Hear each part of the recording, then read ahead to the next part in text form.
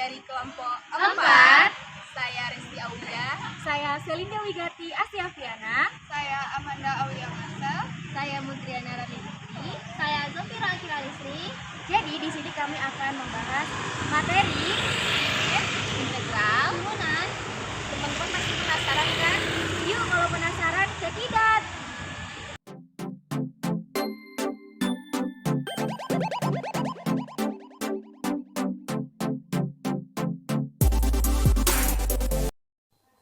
Hai semuanya, pada kesempatan kali ini kita akan belajar mengenai definisi turunan. Langsung saja, definisi dari turunan. Turunan dari fungsi f(x) terhadap x adalah disimbolkan dengan f aksen x didefinisikan sebagai berikut. Nah, jadi untuk turunan kita bisa menggunakannya itu rumus limit. Nah, maka dari itu untuk lebih jelasnya langsung saja ke contoh soal saja ya. Tentukan turunan dari f(x) sama dengan x kuadrat ditambah 5. Nah, pertama ini kita akan tuliskan terlebih dahulu rumusnya. Jadi, f aksen x sama dengan limit h mendekati 0 fx ditambah h dikurang fx. Nah, untuk x ditambah dengan h itu artinya nanti si nilai x-nya ini kita ganti dengan x ditambah dengan h. Nah, x ditambah dengan h kuadrat ditambah 5 ini untuk yang fx ditambah h. Jadi, nilai x-nya ini diganti dengan x ditambah h dikurang dengan fx. X kuadrat ditambah dengan 5 jadi x kuadrat ditambah 5. Kemudian, tinggal kita kuadratkan saja. X kita kuadratkan menjadi x kuadrat. Di sini 2xh diperoleh dari 2 dikali x dikali h. Ya, makannya menjadi 2xh. Kemudian ditambahkan h dikuadratkan menjadi h kuadrat ditambah 5. Kurungnya kita keluarkan menjadi negatif, dikali x kuadrat yaitu negatif x kuadrat. Negatif dikali 5 jadi negatif 5. Nah, dibagi dengan 5. Kemudian ini tinggal kita operasikan saja yang sejenisnya. Ini kan x kuadrat dikurang x. Menjadi kuadrat maut. Kemudian 5 dikurang dengan 5 itu juga disebut juga dengan maut. Jadi sisanya 2xh ditambah 2 kuadrat. Nah, dibagi dengan h sama-sama mempunyai variabel h. Maka h ini akan kita keluarkan menjadi h dikali 2x ditambah h. Nantinya si nilai h ini dicoret jadi sisanya limit h mendekati 0, 2x ditambah h. Kalau bagiannya sudah dicoret, maka tinggal disubstitusikan h mendekati dengan 0-nya. Berarti nanti h diganti dengan 0, jadinya 2x ditambah 0 berarti hasilnya 2x. Nah, sebenarnya cara ini kurang efektif karena terlalu lama. Maka dari itu untuk lebih lanjutnya agar kita paham, simak video berikut ini ya. Untuk materi selanjutnya, aku Amanda bakal ngejelasin tentang turunan aljabar. Untuk lebih jelasnya, kita bakal langsung saja masuk ke rumus-rumus yang ada di turunan aljabar.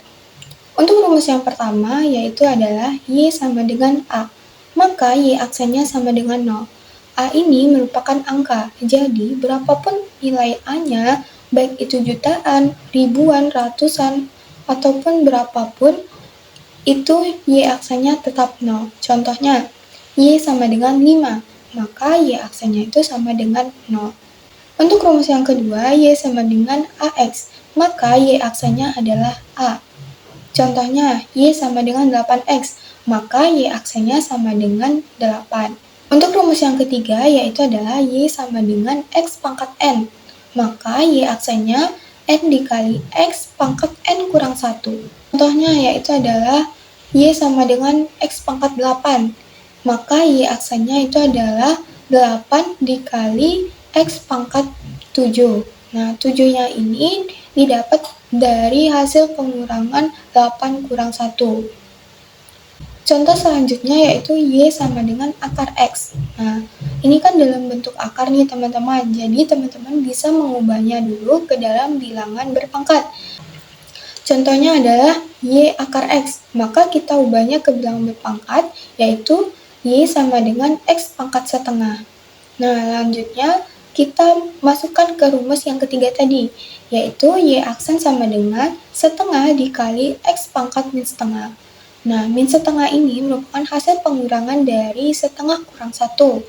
Nah, selanjutnya, di turunan aljabar ini tidak berlaku perpangkatan negatif, maka kita ubahnya lagi ke dalam bentuk akar.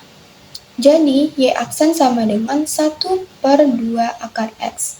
Rumus yang keempat yaitu adalah Y sama dengan U pangkat N, sehingga Y aksennya adalah N dikali U pangkat N kurang 1 dikali U aksen. Nah, U ini adalah persamaan yang bukan X. Contohnya, Y sama dengan 4X kurang 1 pangkat 7. Maka, 4X kurang 1-nya ini sebagai U, dan 7-nya ini adalah sebagai N. Maka kita masukkan ke rumus yang keempat tadi, yaitu 7 dikali 4X kurang 1 di pangkat 6 dikali U aksennya, yaitu 4. Jadi didapat hasil 28 dikali 4X kurang 1 pangkat 6. Oke, sifat turunan selanjutnya yaitu turunan jumlah dan selisih fungsi. Jika fx sama dengan ux plus minus fx, maka turunannya adalah f absen x sama dengan u absen x plus minus f absen x. Sifat selanjutnya yaitu sifat turunan fungsi aljabar hasil kali. Jika fungsi fx sama dengan ux dikali fx, maka turunan f absen x sama dengan u absen x dikali fx ditambah ux dikali f absen x. Sifat yang terakhir yaitu turunan fungsi aljabar hasil bagi. Jika fx sama dengan ux per fx, di mana fx tidak sama dengan 0, maka turunannya f absen x sama dengan u absen x dikali fx dikurang ux dikali f absen x per x fx dikuadratkan. Untuk lebih memahami mengenai sifat turunan, yuk kita kerjakan soal berikut ini. Soalnya, tentukan turunan pertama dari fx sama dengan x pangkat 3 ditambah 4 dibagi 2x ditambah 3. Penyelesaiannya kita misalkan U sama dengan X pangkat 3 ditambah 4 dan F sama dengan 2X ditambah 3. Maka U absen sama dengan 3X pangkat 2 dan F absen sama dengan 2. Sehingga rumusnya menjadi Fx sama dengan U absen dikali F dikurang U dikali F absen per F kuadrat. Sama dengan 3x pangkat 2 dikali 2x tambah 3 dikurang x pangkat 3 ditambah 4 dikali 2 per 2x tambah 3 kuadrat. Sehingga turunan pertamanya adalah f absen x sama dengan 4x pangkat 3 ditambah 9x pangkat 2 dikurang 8 per 4x pangkat 2 ditambah 12x ditambah 9. Sekian pembahasan kita mengenai sifat turunan aljabar. Nah, di sini saya akan melanjutkan materi dari teman saya sebelumnya. Materi yang akan saya bahas yaitu mengenai turunan fungsi trigonometri. Nah, sebelumnya untuk memahami turunan fungsi trigonometri, memang tidak ada cara lain selain menghafal bentuk trigonometri beserta turunan-turunannya. Untuk bentuk trigonometri yang pertama yaitu adalah fungsi sin X. Turunan dari fungsi sin X yaitu cos X. Kemudian turunan cos X turunannya adalah negatif sin X. Nah, sin X dibagi cos X yaitu tangan X, turunannya adalah sekon kuadrat X. 1 dibagi sin X yaitu kosekan X, turunannya berupa minus kosekan X dikalikan kotangan X. 1 dibagi cos X yaitu sekan X, turunannya adalah tangan X dikalikan sekan X. Dan trigonometri yang terakhir yaitu 1 dibagi tangan X atau cos per sin X yaitu kotangen X turunannya berupa negatif kosekan kuadrat X. Jadi inilah 6 dari fungsi trigonometri beserta turunannya, dan tidak ada cara lain. Kita memang harus menghafal fungsi-fungsi trigonometri ini untuk memahami bisa mengerjakan soal-soal tentang turunan fungsi trigonometri. Nah, selanjutnya kita membahas contoh soal. Nah, di sini contoh yang akan saya berikan yaitu contoh pertama, fx sama dengan 3 sin x dikurang 2 cos x. Untuk turunan pertama ini adalah pengurangan dari dua buah fungsi, yaitu 3 sin x dikurangi dengan 2 cos x. Untuk menurunkannya kita tinggal menurunkan masing-masing suku. Jadi kita turunkan 3 sin x dulu karena 3-nya adalah konstanta. Di sini konstanta dikalikan fungsi sin x, maka yang kita turunkan adalah sin x-nya. Turunan dari sin x adalah cos x. Jadi 3 dikalikan turunan sin x yaitu cos x dikurangi dengan 2 dikalikan turunan dari cos x yaitu minus sin x. Kita buat fungsinya jadi lebih sederhana, yaitu 3 cos x ditambah dengan 2 sin x. Nah, soal selanjutnya yaitu soal kedua, fx sama dengan x dikali dengan sin x. Nah, untuk soal nomor 2 ini adalah bentuk perkalian dua buah fungsi. Kita tentukan terlebih dahulu mana yang menjadi u dan mana yang menjadi v. Karena x dikalikan sin x, maka u-nya adalah x, v-nya adalah sin x. Kita turunkan u aksen sama dengan 1, v aksen turunan sin x yaitu cos x. Kemudian rumus untuk turunan atas perkalian dua buah fungsi yaitu u aksen v ditambah u v aksen. Kita masukkan rumus, u aksen adalah 1, v-nya sin x ditambah u-nya x, v aksennya adalah cos x. Lebih sederhana lagi, turunan pertamanya adalah sin x ditambah x dikalikan cos x. Nah, untuk materi selanjutnya akan dijelaskan oleh rekan saya. Aturan rantai turunan fungsi. Misalkan y sama dengan f(ux), maka turunan y adalah dy per dx sama dengan dy per du dikali du per dx. Nah, cukup simpel ya teman-teman rumusnya. Yuk kita bahas contoh soalnya.